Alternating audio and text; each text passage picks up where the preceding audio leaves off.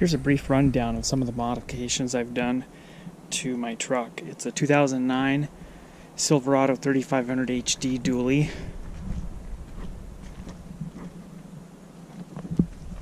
I'll open the door here and show you the GVWR ratings. Front axle 4860, rear axle 8200, and gross vehicle weight is the first number 11,400.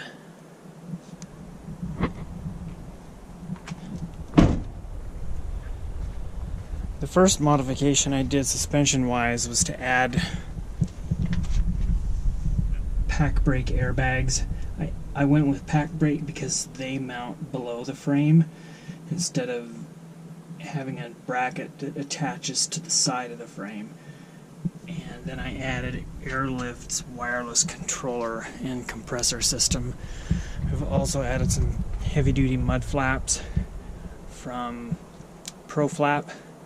There are several companies that make the same style mud flap.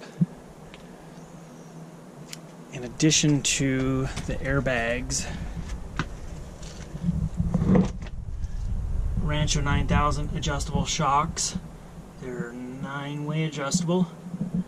And then I've also got torque lift stable loads for my lower overload leaf spring.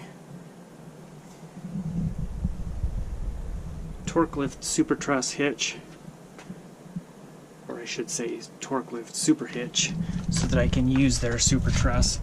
I almost always tow a trailer when I've got the camper on board, and I've got torque lift frame mounted tie downs there. We've got a bed mat. In the center of the bed mat I painted a stripe. Helps me get backed under the camper straight. As you can see here, it does appear to be centered at the back. The front, it's slightly shifted to the right, so I need to climb up into the truck bed and straighten that out just a little bit. It's kind of hard to see with the sunlight reflecting off of the back window and shining into the bed and everything. Another upgrade I did was to get higher output charging from the truck. Cable goes up through a hole in the truck bed, wrapped with foam tape or foam pipe insulation. And I've got an Anderson Quick Connect style connector. I believe this cable is 4 gauge. I think I started with 6 gauge.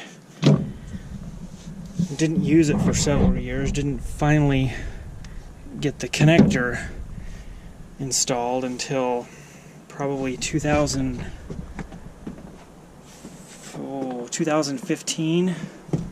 At that point I had the cable already ran and in place for several years, and upgraded it to 4 gauge when some animals got underneath the truck and chewed up a bunch of my wiring, including that cable.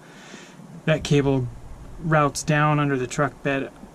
It's tied up to the other wiring. It goes up under the hood, and I can show you where it connects.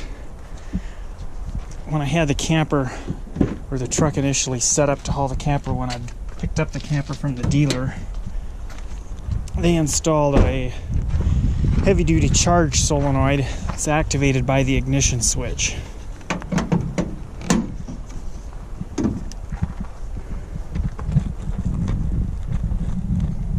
There it is right there. Never mind the aluminum foil. I stuff a bunch of foil in there to keep the critters from crawling in there and chewing up my firewall insulation. They've already chewed some of it up. The cable goes up to one side of that solenoid, then off the other side of the solenoid comes over, and I'm not exactly sure where it connects. I don't remember if it connects to power distribution center or here to the battery. It might, looks like it actually connects to the battery right there. Yeah, it does. Duramax engine, so I've got dual batteries, one on the driver's side, another one over here on the passenger side. That is about it as far as the modifications I've done to make this more worthy for hauling a truck camper. It's been a really good truck. I've had it since August 30th of 2009. I bought it new. I don't drive it a whole lot. It's only got 50,415 miles on it as of today. I don't drive it in the wintertime with all of the salt and de-icer that's used on the road.